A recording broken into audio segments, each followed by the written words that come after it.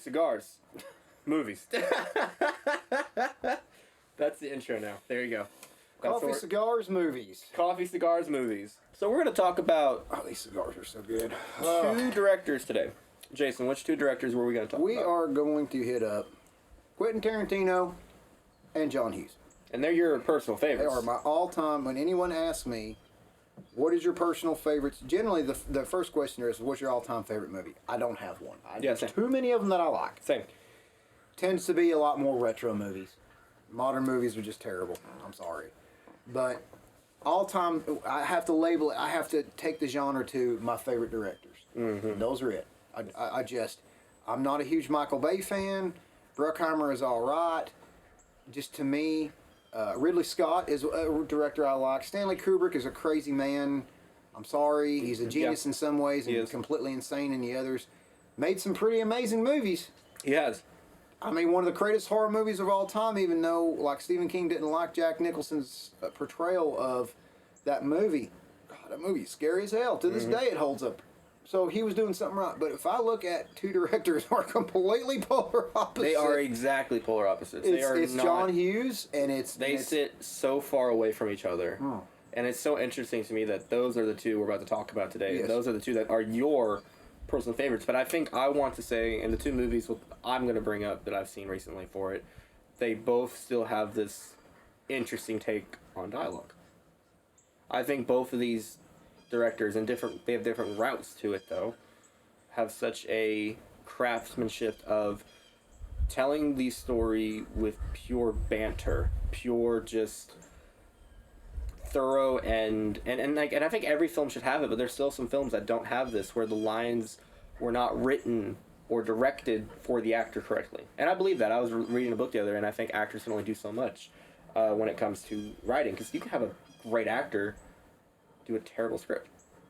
Yeah, I mean, I agree with that wholeheartedly. I mean, I feel like, if you're any kind of a decent human and you respect the art, then directors say, actor do. Like, who the hell are you to try to change what's there? It's okay to bring some personality to it, but it's immediately, in my opinion, the director's responsibility to be like, hey, bud, that's not what the script calls for. Yep. You do it this way. Agreed. You may see it a different way. I mean, that's a constant struggle with actor-director. It is. You've had those own personal struggles. With some of the other projects that you have directed. It's like, okay, I like sort of what you're doing, but that's not what, I need you to read it like this. Please just stick with the script. Yeah. It's another thing. I mean, I haven't really researched a lot. I've heard Tarantino is very, he's very kind of script heavy, and he's very kind of the script Nazi. I don't know if that to be true. I haven't really dug. One of my buddies that lives in Canada, who knows more about Tarantino than any human being on the face of this planet, that's kind of where I'd heard it from. I didn't do any digging, but I'd heard that he's like, no, you kind of need to read it this way. He's kind of a line Nazi. Yes. But he does, like any other good director, allows room for interpretation and for expression. Let me ask you this, then, since we're spitballing. Yes.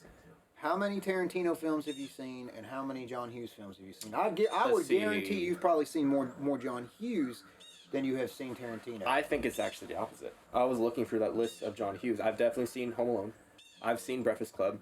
I did not watch 16 Candles all the way through, and I honestly cannot remember the rest of the titles. There's tons of them. I know there are, and I read them. Seen them. I promise. And I probably right, but like... Or if you've not seen them, I promise you've been influenced. Ferris Bueller's Day Off. Okay, one actually I've never seen, and literally, y'all are gonna hate me because I don't see shit. What's wrong with you? But my grandmother literally mentioned that movie to me yesterday when I saw her.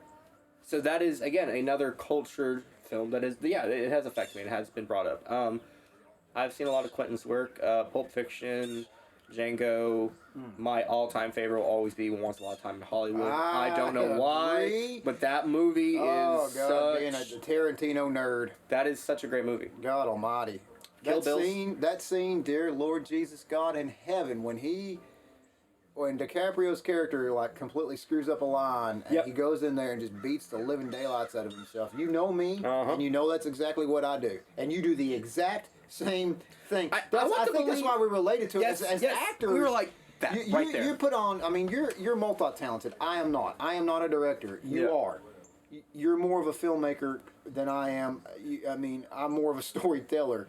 But in that moment, like just the simple idea that you've messed another actor up, like you've missed a cue, you've messed some, and he's just sitting there, and it's just that absolute, God, Leo, man, with that believable look, everything about it, like he had to be drawn from personal experience himself. He had to be.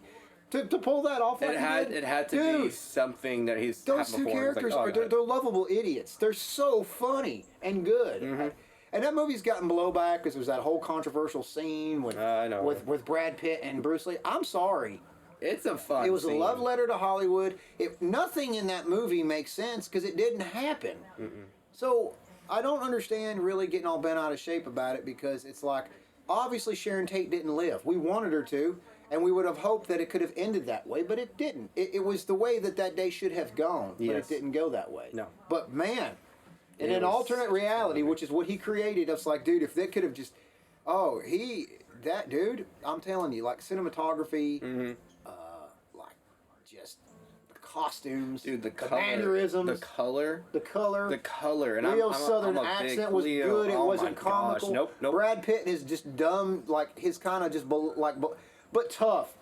The dude had tough, but like he was just had like that common. Yeah, he had that common, like you like to call me, that country strong of just like that part, like when he goes out to the ranch. Yes. And normally you're like, when you watch that movie, you're sitting there going, oh Lord, these guys are gonna beat the living daylights out of him or whatever. And he's just like, he holds it firm. He's like, hey, fix my tire. I'm like, dang, man. He this dude has bravado. He goes into the house and looks for that former director that he worked with, and just like sees the shape that he's in. Yep. And Tarantino, what was cool is a lot of the work was kind of already done for him as far as like times, dates, names, places. Yes.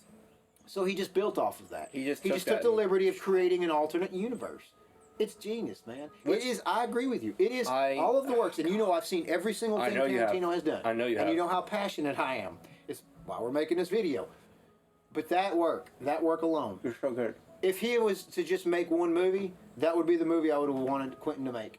Now, I love Pulp Fiction, and you know how much I quote that film. I know. And that was where I really developed a love for Samuel L. Jackson. Yes. That particular character that he created for that film. Oh, gosh, And you know how much I quote Jules like crazy. I love that character. Okay, so that's another great thing. Resonated with me. It's another great thing. And Mr. Wolf. Mr. Wolf, Samuel Jackson, and John Travolta. Two people who never worked together. Oh my gosh. Put together. And I cannot name a movie where I've seen Brad Pitt and Leo like that either. Huh. So that's another... Well, look at the chemistry they had. Exactly. So that's a very good point that you're making right there. And because he literally took these two, in both of these films, two great actors, known actors. And I think Sam and... Like, John Travolta, I don't remember what timeline everything is, but John and Sam were, like, building their repertoire. Well, their careers were dying. That's right. And like, Quentin just kind of got them together and made it, and it completely rejuvenated their careers. Mm-hmm. Same thing with Bruce Willis. They were all kind of dying off.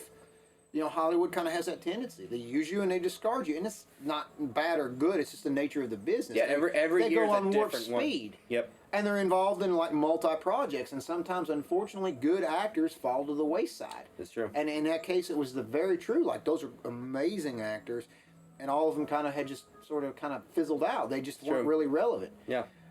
Jackson wasn't even really a big household name at that point in time. He was more character actor. He was. He had a cameo in Coming to America, and there were other things that he had done, but that character, and like you said, now here's my question. So you bring up a very good point. Mm-hmm.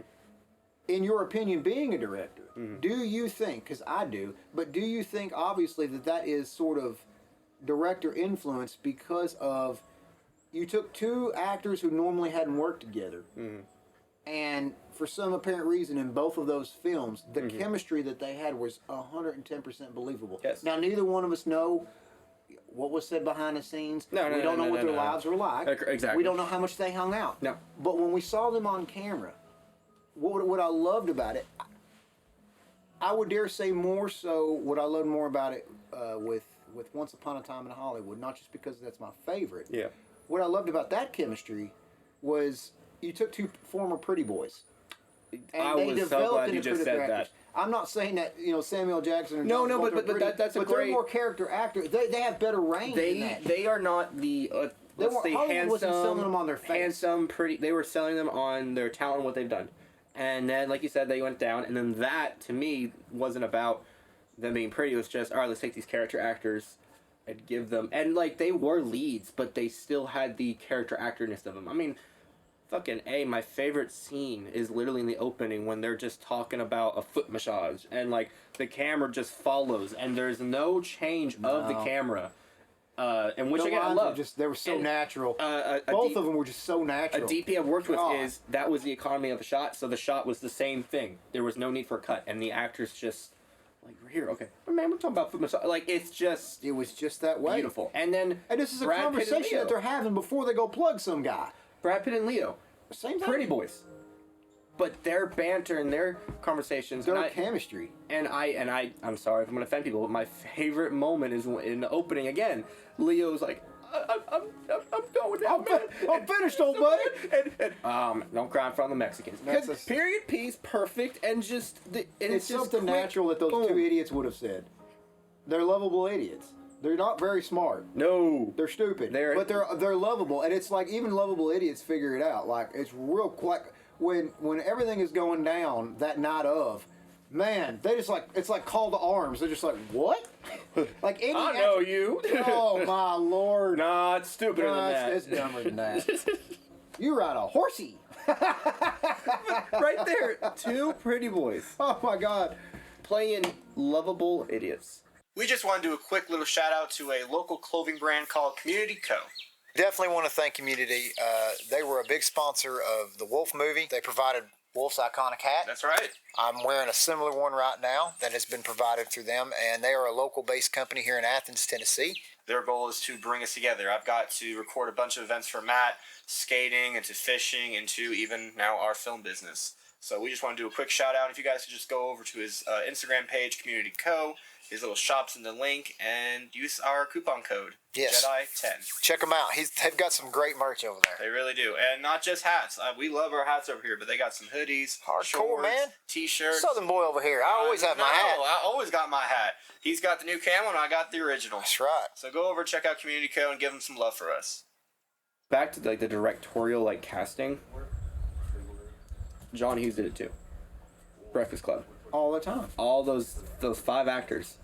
I mean, freaking A. They did such a great job starting them off as complete strangers, and then when they bonded, you believed they were actual freaking teenagers. The chemistry they had at and they were older than they were supposed to be to play teens at the time, but they did it. And from what I heard, again, this is all speculation. We've done zero. This is completely a knee-jerk podcast type thing that we're doing here. But from what I'd heard, like, I'm going off of, I saw years and years and years ago, it was when John Hughes had died, and I'm not really sure the year. It was somewhere in the 20 teens. I'm not sure when. I think 14, 15, something like that. I think it was like that. And I don't know if it was the Oscars but they did a tribute to John Hughes. And all the actors came out, and they all paid homage to him, but some didn't like the other. Like their chemistry was pretty hard. Like from what I understood, Judd Nelson was really hard to work with. I don't know. I loved him. I loved his character. I love all their characters. Yeah. But some were just easier to get along, and you know that's typical of actors. Yes. But they had built a natural chemistry, but a lot of that was because of the director and needing what he needed out of those scenes. Yeah. And you're right. I think the attraction to some of those Brat Pack movies is, number one, it's playing off of teen angst for the 80s. It's very much a timepiece. But number two, the naturalness of all of his stuff it's like an overextended version of what naturally happens. The reactions. Like he just builds on it and goes movie with it. That's true. You know, even when you go to like Home Alone, we've all said it before, I'm like, okay, nowadays that ain't happening with Ring cameras and cell phones and all that. But in the 80s, 90s, that's probably what's going to happen. That's a good probably going to happen. It's an over-exaggerated reaction of what would have happened. Agreed. It's like I've told you before, I always compare John Hughes to Norman Rockwell.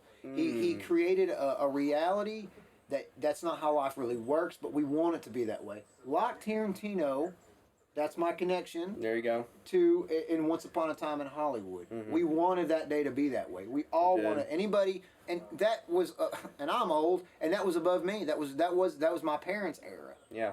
When Sharon Tate got murdered, with the Manson family murders, And they themselves would see that. I'm sorry that Pops never got to see that film because he would agree too. Mom saw it and said the same thing. She's like, God, if it could have happened that way, it would have been awesome. And we all said that. Mm-hmm. So, in a much more darker way, Tarantino and Hughes are that sort of similar of a director. Their styles are very similar. They're just on two totally different planets. This guy's shock. Yep. This guy's wholesome. It is. But both of them, in a weird, creepy way, can take you from laughing to just sad. Mm-hmm. You know, Tarantino's more laugh, shock, laugh, shock, laugh, shock. There's never really happy. Breakfast Club? The Breakfast Club, or any of Hughes's work. I'll tell you the best example of play on emotions of super comedic and super sad is Planes, Trains, and Automobiles. Mm. John Candy, Steve Martin. Mm-hmm. Dude, listen, I've seen that movie more times than I care to admit. It is my holiday tradition, and has oddly become a lot of people's holiday tradition that the day before Thanksgiving people watch that movie because that's what it's taking place. I don't know how, when, and where. I've never done the research. I don't care to. I just love to just live in the moment like a dog, which is what I'm doing right now. There you go. I never researched that movie out. I've seen some interviews. Yeah. But, you know, the whole sad part of the movie is Steve Martin obviously is a straight man, and all that poor guy is trying to do is he's just trying to get home to his family, and he's running into all modern inconveniences. Yeah. His cab gets stolen. His flight gets canceled. And he meets this guy that, again, is a lovable idiot. Yes. And he has a good heart, but he's overbearing. Like, this guy doesn't care. He doesn't really want... He just misses his wife. He misses his kids. He's sad about the play he's going to miss. All he wants to do is get home. And every time he turns around, we've all had those days. We've all had days where it's like, I just want to get from point A to point B. And you're just pelted with disappointment. True. But there's a time in that film where, through all the comedy, it's the moment of clarity that Steve Martin has when he realizes that John Candy is essentially homeless, that he's living on the road, that he misses his wife. He loved his wife so much, and he doesn't have anything anymore. And all poor John Candy really has is just his kind of his bubbly, overbearing personality. He's a lovable guy. He really loves people. Yeah. And he's a working man, and he just loves calming folks, and he loves being around that. And that's immediately, like John Candy's kind of like the character of he's never met a stranger. But that point when he realizes that, and he realizes what an asshole he's been, Martin does an incredible job. We talk about facial, yes, and we talk about just how it hits him when he's thinking as he's on his train when he finally splits with him. He's rolling his thoughts back in his head, and he pieces the story together, and he goes back, and the poor guy's just sitting there. I've seen that, and I'm almost about ready to start crying now. I've seen that scene 100 times, and every time I see it every year, I only watch it once a year. That's when I well up because it's just beautiful. It's gorgeous. It is such a well-written, well-acted, and well-directed scene. One of my favorite scenes in all the movies I've ever seen, dude. It's just... I mean, if y'all have never seen it, please watch that movie. Watch that part. Watch the whole thing. It's just, that's the beautiful thing about Hughes, is it's a slow burn. His movies are slow burns. They are. Tarantino usually comes out of the gate, just pow! I don't know if you know of this app. It's called Letterboxd. Letterboxd is this app where I rate films, and a lot of filmmakers use it. And it's a 5-star rating for every film. So Breakfast Club has a 3.8. But some of the negative reviews were dissing one scene, which I will always tell people, shut the F up, this is real. And it's when they trauma bond. They don't think people actually trauma bond like that. No, it's true though. But people do. When you've gone through experiences, I've been through experiences like that. You may hate a person, but if you hear their story, you immediately, like you said, you trauma bond. You relate to that. Yes. And is that not what they do in Breakfast Club? They do. They all trauma bond. In the best way. All of them really realize each other, that we're not different. It's a good movie about diversity and equality. Like, they are all equal. They realize we're all in different walks of life. We're all in different friend groups. We're all in different stages. But each one of us has a pretty traumatic story. I love Andrew Clark's monologue, and his really does take the show, right? It really does, because that's when you really understand the vulnerability as a character. Can I be honest? Because he's like a machine. That's how I felt the whole entire time watching him, and I think that moment solidified. I love this character. But what's cool is, again, he's alpha. So is Judd Nelson's character. So there's that immediate pissing contest that those two have. and they're both very tough. They're tough characters. They're used to like hard. So, but again, you get to understand where both of those characters come from and kind of how they got hardened. Yeah. Andrew, at the end of the day, because he's been pushed since the time he was a child, wants nothing more than his knee to fail and for people to leave him alone. Yeah. He's tired of being told what to do. He's tired of being like, you're going to do as I say, not what you want. Exactly. Like, you can just see the guy's losing his passion for wrestling. Like, he just doesn't care about it anymore. He's tired of it. Yeah. He's tired of always having to put on a show. Yes. You know, same thing, and kind of in the same way with Judd Nelson. Like, it's a show of just... Because I don't really want to believe Judd Nelson was a criminal to be a criminal. I think he did that for He's pushed to the attention or hiding or whatever. Just attention. It was a lash out. Yeah. He was ignored at home. And what attention he got at home is, I mean, there's that fabulous scene where he just portrays reenacts his mom and dad, and they're terrible people from what you see. Yeah. Hi, Dad. But I mean, God, I love his monologue, Andrew Clark's, because also it's how it was filmed, and it's one of these moments because like the whole thing you could argue was pretty simple DP, all DP's purpose, but then they put him in the center of the group. If you notice, he is in the very center of their hangout, and the camera starts on the right. This is something that I love. We went counterclockwise, we went clockwise, but we started not at the center. We started over here, and we actually went past this pillar, confirming where we're at, and we're still focused on him. It didn't look like a cut. Didn't look like a cut. And we continue again past the other pillar. Still didn't look like a cut. No, it didn't. And it felt as if like we were just everybody, without seeing everybody's response until later, was just honed in on his monologue. That was a great element of just camera to actor. What's cool about it too is like, I love the humility that he finally shows of the guy is actually really sorry. He's like, I did what I did because he caved under peer pressure. Yeah. His buddies were around. Yeah. He had this little weak guy, an easy target, and he just bullied the shit out of him. And it's like, I'm a monster. I'm horrible. And you could tell. Like, I mean, as we see the character, not Emilio Estevez, he's really upset about it. He's like, I don't know why I did that. I could just hear my old man's voice cheering me on, and I heard my buddies, and here I go. Yeah.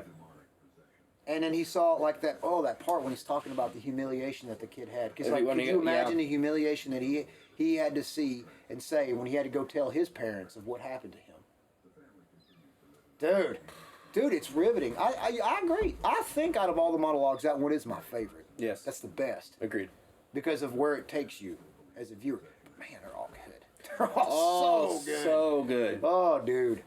John Hughes and Quentin, one of the best of all time. One of the best of all time. My favorites. 2 favorites.